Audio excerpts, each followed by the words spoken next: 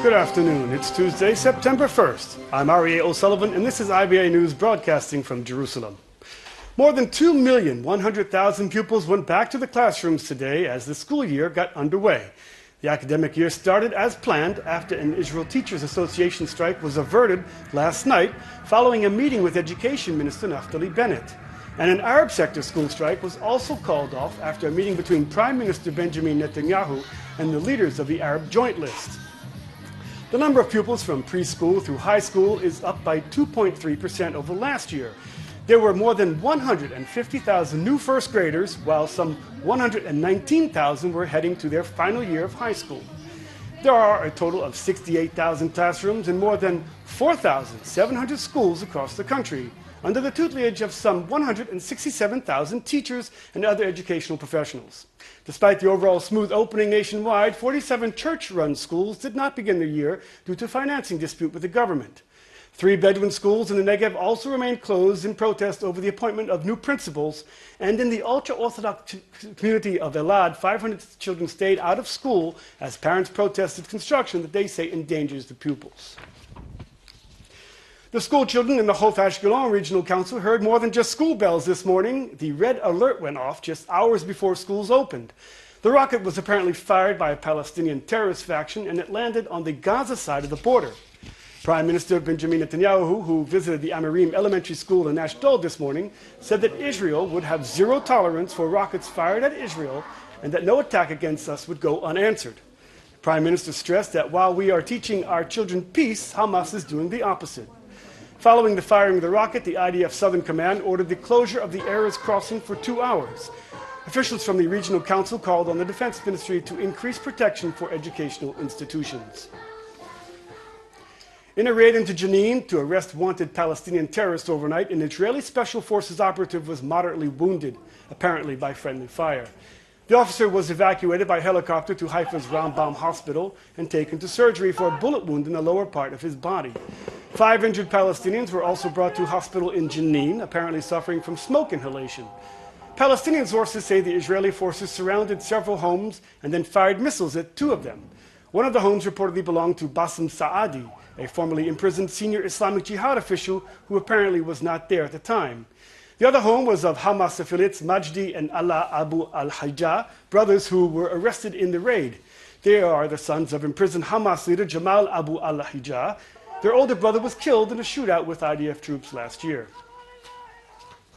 A Knesset vote on the controversial deal concerning Israel's natural gas reserves that was slated for tomorrow will be delayed until a new antitrust commissioner is appointed. Prime Minister Benjamin Netanyahu made the decision following news that a large natural gas field was discovered offshore from Egypt. The news cast doubt on the viability of the current terms of the deal, which were already under fire from activists and opposition lawmakers. Economy Minister Aryeh Deri said last week that he would rather wait until the appointment of a new antitrust commissioner in several weeks' time rather than exercise his authority to bring the agreement to a vote with the position vacant. Earlier this month, the cabinet approved the disputed natural gas deal, paving the way for the Knesset to vote on the measure, despite criticism that the arrangement favored the energy companies. Turning to the matter of the next police commissioner, and the Turkel Committee convened today to begin discussions over the appointment of retired Brigadier General Gal Hirsch. The committee, which oversees senior civil service appointments, began by questioning Public Security Minister Gilad Erdan and former Police Commissioner Yochanan Danino. Erdan explained to the committee why he chose Hirsch, who has been criticized for poor command during Israel's Second Lebanon War in 2006. Hirsch himself appeared before the committee. No details are expected to be published from today's hearing. Meanwhile, Attorney General Yehuda Weinstein is also continuing his examination of information that Hirsch broke the law by engaging in money laundering during dubious security-related business dealings with Kazakhstan and Georgia. Knesset Speaker Yuli Edelstein called on Arab countries to visit the Knesset and discuss environmental cooperation people to people, urging leaders not to wait for peace agreements, but rather to build confidence from the ground up. Speaking at UN headquarters in the International Parliamentary Union's World Conference of Speakers of Parliament, Edelstein pleaded, "Meet with me, sit with me, walk to me, talk to me." Iran's parliamentary speaker Ali Larijani reportedly left the hall in protest when Edelstein came up to speak. Edelstein also appeared on Fox News to talk about the Iran nuclear deal. The vast majority of the Israelis, including the vast majorities of the members of the Israeli Knesset, the parliament, both in the coalition and the opposition, I'm very much worried about the deal. We might have differences about the next steps, so how to deal with this new reality, but I think there's little doubt that the deal is a terrible one, because it basically doesn't leave the international community, the International Atomic Energy Agency, any possibility to seriously inspect what is going on in Iran. There's this whole thing about certain suspicions that the international agency might have, then they have to inform the Iranians about their suspicions. Then the Iranians have to react to that without any defined timetable. And then even if they admit that there is some basis for these suspicions, they still have a 24-day period in order to get rid of any evidence. So it makes it quite obvious that there will be no serious inspection. The sanctions, as you rightly mentioned in the previous interview, are lifted immediately. Estimated sum of at least $150 billion will get into the hands of the Iranian regime, and at least part of it, if not the majority of this money, will very soon make its way into our area, into the Middle East. The hands of Hezbollah, Hamas, and other proxies in Syria will make our life there pretty hard. What about what Senator Mitchell said, that there are cameras in their military sites at all times, that the 24-day period is adequate, that this is going to ensure that they won't build a bomb, versus exactly the opposite, what you and so many critics are saying? Oh, that's exactly the question. How would we know if they're building a bomb 5 miles away from the declared facility where they have these cameras? How would we possibly know? It's not a democratic country where an investigative journalist would make his or her way into this undeclared facility. And the problem is the sanctions are not there. There is a kind of legitimacy given by this deal from the international community to the Iranian regime to develop nuclear weapons. And there's still another question. I think that Senator Mitchell was absolutely correct. All the members of the Security Council and the vast majority of the countries around the world support this deal. So my question is, even if we learn about certain violations, American intelligence, Israeli intelligence will bring these facts, say, to the American president, to the Israeli prime minister, will make them public to the world community. What will happen next? Will the Security Council get together and cancel the deal? It's, well, pardon my simple language, but you really need guts to make a step like that. I'm not sure that the international community, after all this work on the deal, will act this way. They will say, well, it's minor violations and still better than no deal. Mark Regev, the longtime spokesman for the Prime Minister, has been formally appointed the next ambassador to London. The move still requires cabinet approval, which is in this case considered just a formality. He is to replace Daniel Taub. Regev has served the Prime Minister since joining Ehud Olmert in 2007 and remained in that post for the past 8 years under Benjamin Netanyahu. A career diplomat, the Australian-born Regev became a well-known face and voice for Israel, vigorously yet calmly defending the government, particularly during hostile interviews during the conflicts with Hamas. He moved to Israel from Melbourne in 1982, and his previous posts abroad were in Hong Kong, Beijing, and Washington. This is his first post as ambassador. Pro-Israel organizations in London say they are enthusiastically welcoming Regev and looking forward to working with him. Regev has been a frequent guest on IBA News, and we wish him much success. The Dakar submarine that sank 47 years ago probably went down due to a technical failure. This, according to a report released by the Israel Navy yesterday and given to the families of the 69 sailors who were killed when the Dakar sank. The report included all the reports drafted after the incident, which had been beforehand been classified. The Dakar was purchased from the Royal Navy and set out on its maiden voyage from England to Israel in January 1968. Its last radio call was transmitted 16 days later before it sank to the sea near Crete. Despite extensive searches over the course of 3 decades, the Dakar's wreckage was not found until 1999. The engineering study done after the sub was discovered ruled out the possibility of sabotage or an external strike, although it was not possible to reach an unequivocal conclusion about the nature of the technical problem.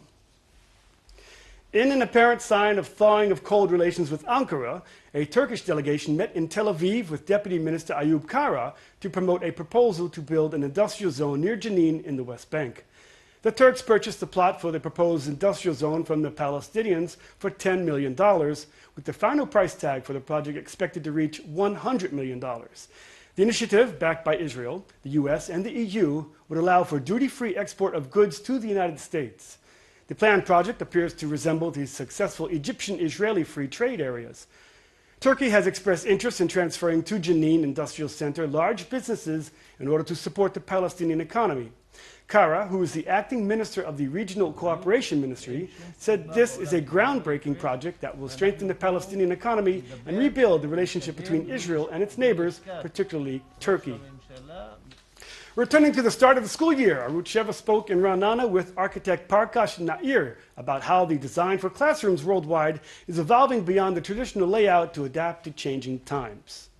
It's very important. The building is very important because the building actually sends a very strong message about what we believe education is. And the buildings traditionally have said that education is something that happens when a group of students sit and listen to a teacher transfer information to them. But information is no longer available only from a teacher. It's available, as Professor Richard Elmore says, it has escaped the boundaries of the school building. So the model, the traditional model where children are treated like parts in a factory doesn't work anymore because they don't need to come to school for information. So the building needs to look different to reflect today's teaching and learning needs. So as a result, what can you tell us the first tips in the building and designing the new schools? Well, primarily the difference between the new model of designing schools and the old is that the new schools are designed for student-centered learning, which means students are actively engaged in doing things that they're interested in, that they're passionate about, and they're learning by doing. So the material, the information is collateral to the act of doing something. We are not even talking about classrooms because we're just talking about spaces that enhance particular activity. So there may be areas that are good for individual learning. There may be areas which are good for small group learning. There may be areas that are good for lecture. And there may be areas that are good for hands-on learning, like the Maker Lab. And there might be areas for outdoor learning as well. So what we're saying is that depending on the kind of learning, the space is designed to suit that particular type of learning. Basic fundamental model of schooling that Israel is following now was designed in the United States and in the UK somewhere between 1875 and 1925. So the education model and the school building in particular is at least 100 years out of date. We're still stuck in a 19th century model where learning occurs in single classrooms in very highly structured schools. I think where we're meeting Gogia here is designed to communicate what the future of learning might look like. It's a more open structure. It's a structure that's amenable to many, many different types of learning. And it's also open to the outside world. So it's highly technology friendly, so that people don't feel constrained by the organization or the structure to use outside sources to inform their practice. And this could also teach us how regular schools could look, not only schools where teachers learn? We invest massive resources every year in replacing obsolete structures. What we need to do is to redirect that money away from replacing obsolete structures and into designing and building new structures that accommodate different kinds of learning. The place we are in right now was designed for teachers, and our philosophy was that how do you expect teachers to teach differently if we don't teach them differently? So the area in which teachers, the way in which teachers learn has to mirror in the way in which they expect students to learn. So they have to be much more interactive and take more control of their own learning rather than sit and wait for someone to lecture to them. Satellite photos released today prove that Islamic State has destroyed part of the ancient temple in the city of Palmyra in Syria. The terrorists targeted the Temple of Bel, a Roman-era structure in the center desert city. This is the second temple targeted by ISIS this month. According to Syrian sources, the attackers detonated explosives in the ancient Baal Shamin temple on August 25th, in what UNESCO is calling a war crime aimed at wiping out symbols of Syria's cultural heritage. The extent of the damage is not clear. Islamic State seized Palmyra in May from government forces, and last month they beheaded the Palmyra State archaeologist who took care of the site for 4 decades. In Kansas City, it took the jury just over 2 hours to find Fraser Glenn Miller guilty of 1 count of capital murder for the killing of 3 people at 2 suburban Kansas City sites in 2014. The 74-year-old Miller was also convicted of 3 counts of attempted murder and assault and weapons charges. The judge told the white supremacist that the same jury will decide his sentence and he could face the death penalty. Miller opened fire at the Jewish sites on the eve of Passover, killing 3 people, including 69-year-old William Koperon, his 4-year-old grandson, and 53-year-old Terry Lamano. Miller was hoping to kill Jews, but all of his victims were non-Jews. During his closing statement, Miller said, "I wanted to kill Jews, not people." Following the sentencing, Miller gave jurors a Nazi salute and had this to say. We, the jury, find the defendant guilty of capital murder as charged in count 1. But the fat lady just sang, "Sing high."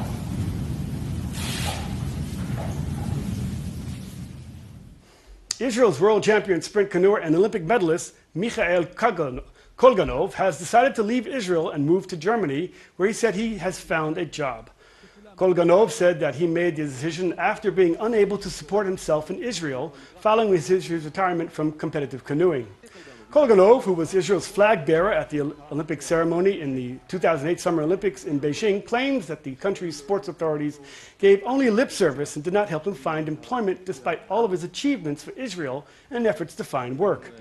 The Israel Olympic Committee said that they offered Kolganov several jobs, including fitness coach at Kfar Maccabiah, but he refused all of them. Sports Minister Miri Regev said she was sorry to hear about his decision to leave Israel in hopes that he will return soon. During the peak of his career, Kolganov was the K1 world champion in both 1998 and 99, and then won the bronze medal at the 2000 Summer Olympics in the K1 500-meter competition. The Israel national tackle football team returned home yesterday evening to a hero's welcome.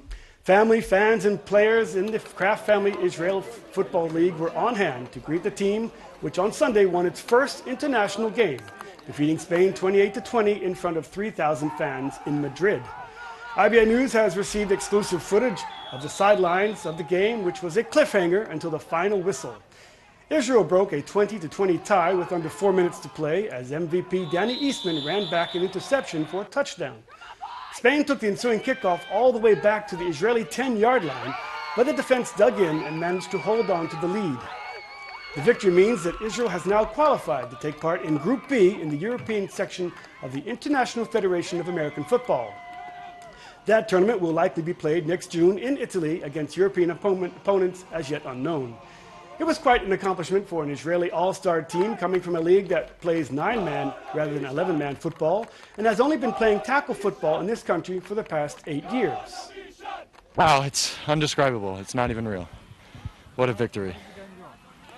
Baruch Hashem. What else are you supposed to say? It's just such. We made history here in Spain. It's so exciting. I can't even tell you. Look, I know we worked hard. I know that the guys have a really large heart and they really wanted to make it happen. You can't be overconfident. You got to believe in your team. But you know the Spaniards have more. They got more games under their belt. So we came in here humble and we left big. The game was a very exciting game. Israel was always ahead. We were always trailing behind. We tried. We did our best, but they did overall big plays and they beat us. They well deserved beat us. This is an historical game for Israel football, and the European Federation is very happy that you reach European football at all level and not only flag football. This is a starting. It's not the point that where we arrive, and we hope to see some club team in the club team competition of IFAF Europe, and we wait for you and the big group of 2016. Very an historical with a great finish, a great final.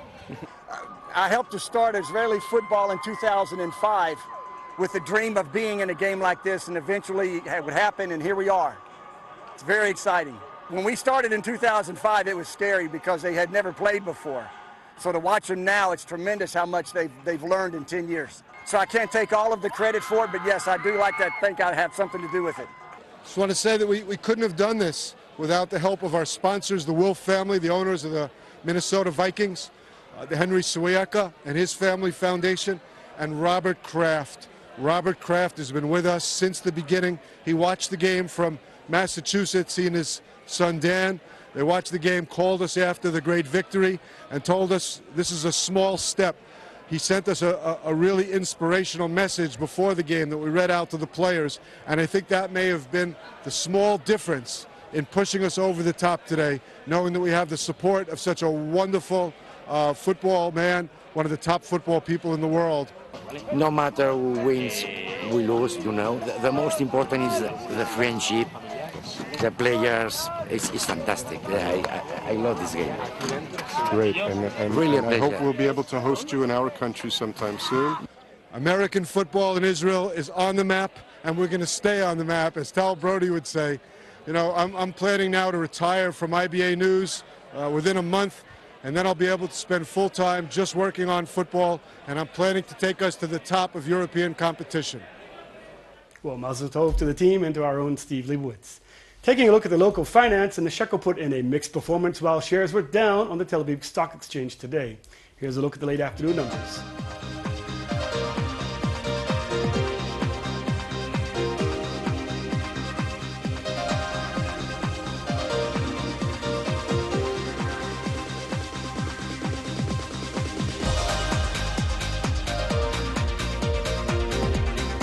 Turning to the weather, and the forecast for tomorrow calls for partly cloudy skies with even slightly higher temperatures and an increase in humidity. Here's a look at the expected highs and lows at home and abroad for the next 24 hours.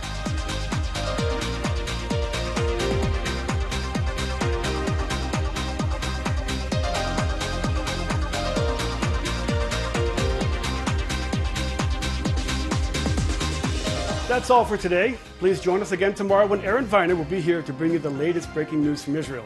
Till then, thanks for being with us. I'm Mario O'Sullivan, and we leave you with more footage from the dramatic football victory in Madrid.